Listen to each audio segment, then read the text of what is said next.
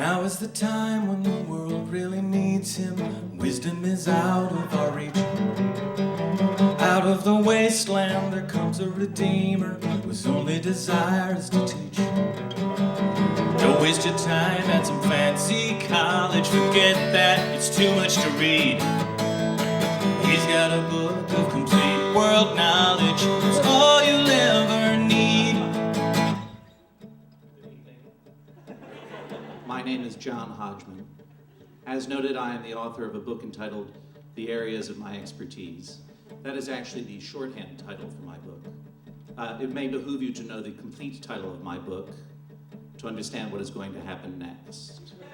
The full title of my book is An Almanac of Complete World Knowledge, compiled with instructive annotation and arranged in useful order by me, John Hodgman, a professional writer in the areas of my expertise, which areas include matters historical, matters literary, matters cryptozoological, hobo matters, food, drink, and cheese, which is a kind of food, lobsters and squirrels and eels, haircuts, utopia, what will happen in the future, and most other subjects.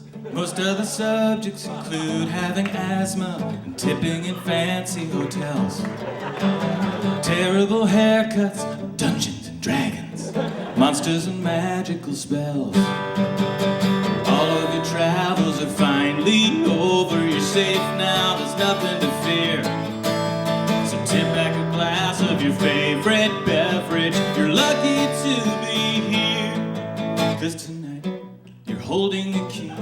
It fits in a lock that opens the door. It shows you a room. It's holding the heart. It's pumping the blood. It's feeding your brain with information. Sweet information. Sweet information. Jonathan Colton, ladies and gentlemen. Thank you. Thank you very much, Jonathan, once again, for singing my theme song.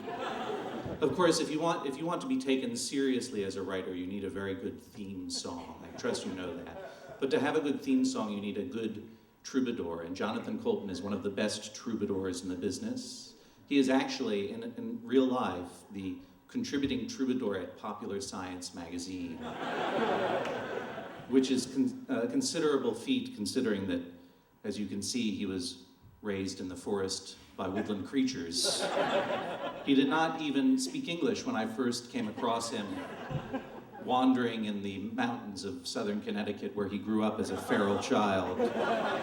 He just spoke his sort of own click language of his own devising. But you can see he's very talented. He made that shirt out of chickadee hide. And he was always a musician. He was always a very talented musician. He always played the guitar. Of course, he did not call it the guitar. He called it the... But there he was, wandering through the mountains of southern Connecticut, just singing beautiful literary theme songs in his click language. So I taught him English, and I shaved him as best I could. And I brought him here to civilization, and now, of course, he speaks very well. Yes, thank you. Yeah, it's amazing every time Good evening, kind ladies and gentlemen. I want to thank you for... Okay. Thank you. Thank you. It sounds almost like words, even. But let's not anymore, okay? Thank you. Thank you. As you may know, my book is a compendium of fascinating trivia and historical oddities, much like the old Book of Lists and the old American almanacs that was a part of, with the distinction that all of the amazing true facts in my book are made up by me, and thus, paradoxically, are more truthful. To begin this evening, I'd like you to join me now in reciting the 6 Oaths of the Virtuous Child. The 6 Oaths of the Virtuous Child, as you probably know, was used to start the American school day long before the Pledge of Allegiance was written. It was actually first published in 1733 in Poor Richard's Almanac by Benjamin Franklin during a time when education mainly meant standing by a wood stove reciting things like this and being hit with a stick and starved. But it's a nice way to begin our evening of fake trivia, so I ask you to simply repeat after me when I indicate with my hand, thusly. Sorry, thusly. Yeah, very good, you see how it works. Today shall not be wasted. Today shall not be wasted. I shall rise before the sun. I shall rise before the sun. So that I may then watch my family as they slumber. With intense waiting eyes. Very good. I shall honor my mother today. And I shall tell Father he is powerful. Today I shall be clean. I shall not touch my teeth. Knowing that the oils of my skin shall cause them to disintegrate. I shall instead sharpen them with a good steel twice after prayers.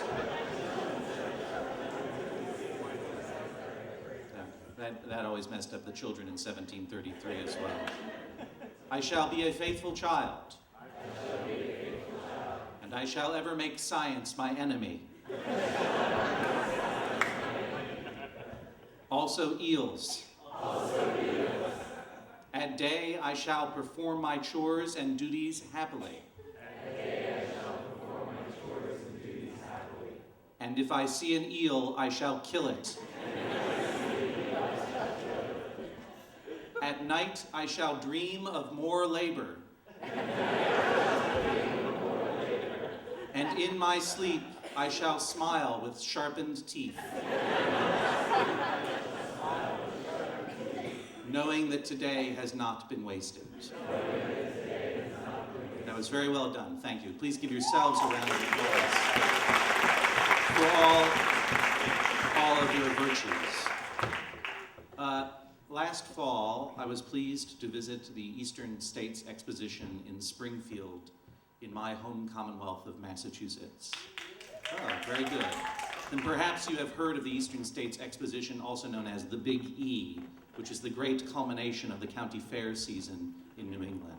Like many such county and state fairs, it features these display of prize fowl and livestock, local handicrafts, ingeniously fried foods, and of course, a full carnival full of mechanized rides that have been hastily assembled by the angry and the careless.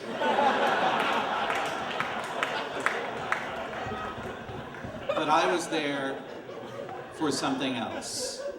I was there for the lobster judging.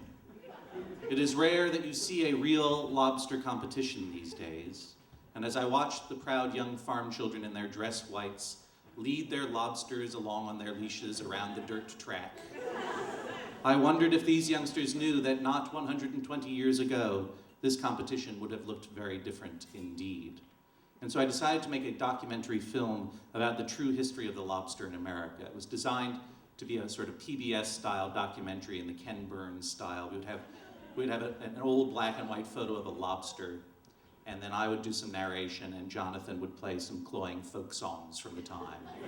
And we would pan over the lobster this way, and I would give some more narration and pan over the lobster this way, and then more folk songs and zoom in. It would just be one photo of a lobster the entire time. It was going to be a very economical documentary, but as you know, lobsters are litigious creatures, extremely protective of their image, and so we were not able to secure the rights for the image that we wanted to use for our film. But we are all friends here, and I don't think there are any lobsters here, so we're not going to sue one another over these little things. So through the magic of PowerPoint, I am able to present this approximation of our PBS documentary on the brief timeline of the lobster in American.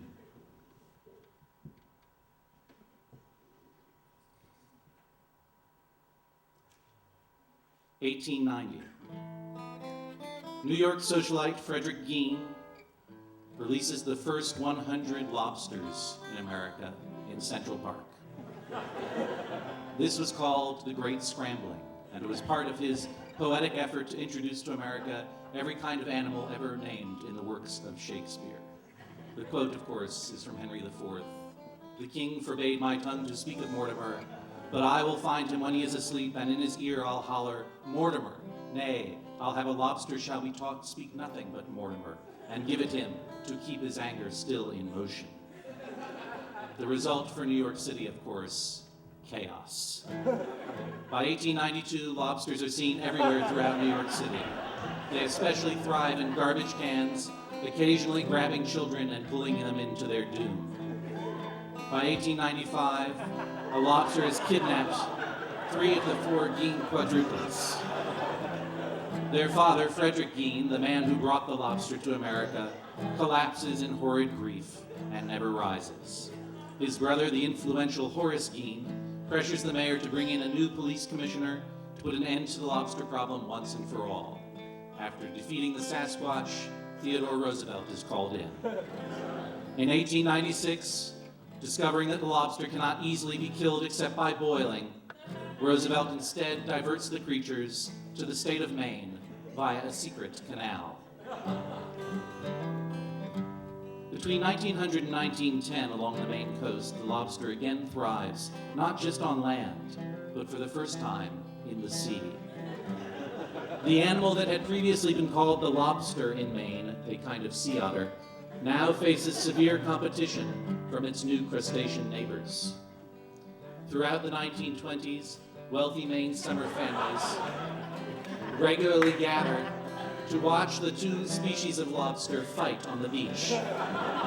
Servants are sent out to egg them on with hot pokers, and millions of old lobster pelts are harvested and prized as very small carpets.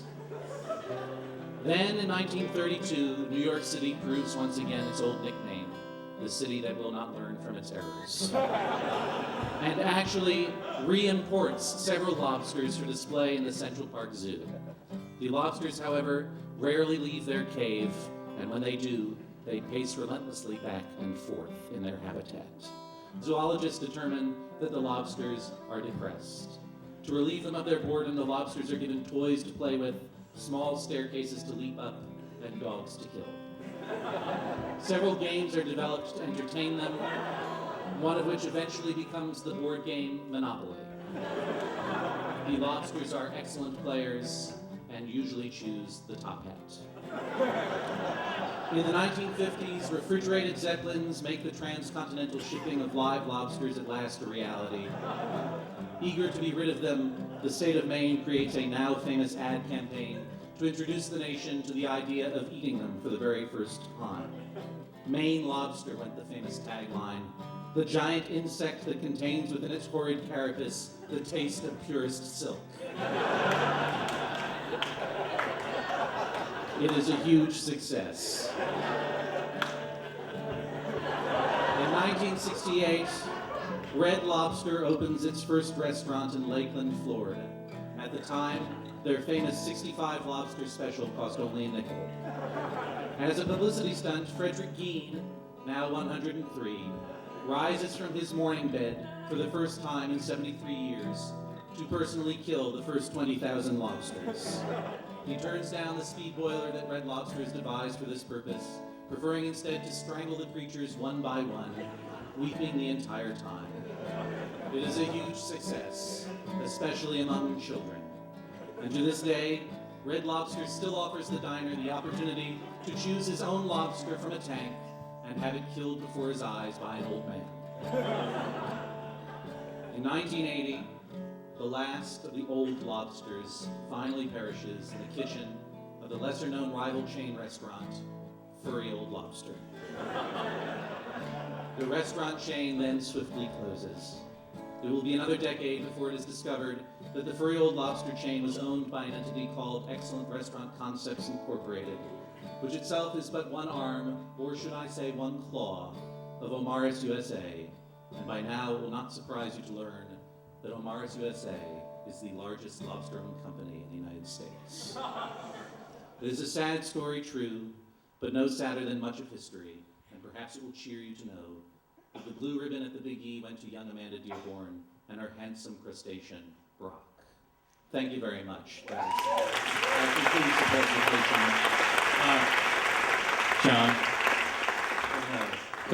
could I just say something? Oh God. 'Cause we have a- Why do you do this every time? Well, there are many people here, and as you know, I belong to an organization called FOFL. Yes, Friends of the Furry Old Lobster. Right. I'm familiar with the organization. Very active with them. Right, exactly. And hope to preserve the extinct species known as the furry old lobster. that's right, and I actually brought a slide. Can we show that? Yeah.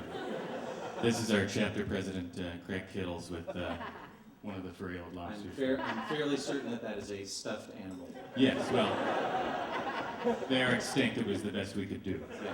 But this hat is actually made from furry old lobster. That's disgusting to know. Thank you. No, it's a very nice hat. So what exactly is the extent of your advocacy for this extinct species, other than wearing its dead skin on your head? Well, we are doing a lot of fundraising. We're really just trying to get the word out. The word. Yeah, about the furry old lobster. What is the message of your organization? Just furry old lobster.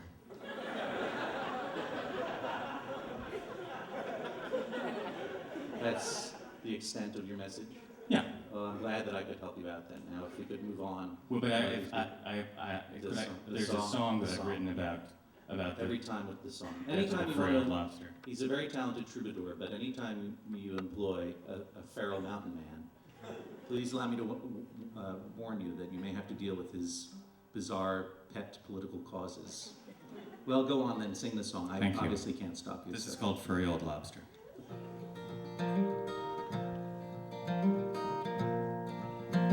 When I was a young boy, I'd follow the path down past the dunes to the sea. And there on the warm sandy beaches we'd lie, the furry old lobsters and me. They'd whistle and squeal as they ran through the waves, so sleek, so furry and fair. But now when I go down to see my old friends, the beaches are empty and bare. Sing hey Heidi ho, where'd the old lobster go? And his body's so furry and brown. Sing ho Heidi hey, have they all gone away? For we haven't seen many around. New York sends a monster to darken our seas. Cursed be the day that they came. They are ugly and small and not tasty at all. They are lobsters in nothing but name. They don't smash open clams on their bellies with stones. They have neither whiskers nor paws.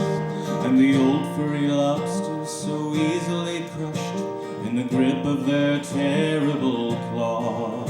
Sing hey Heidi ho, where'd the old lobster go? And his body's so furry and brown. Sing ho Heidi hey, have they all gone away? For we haven't seen many around. No, we haven't seen many around. No, we haven't seen many around.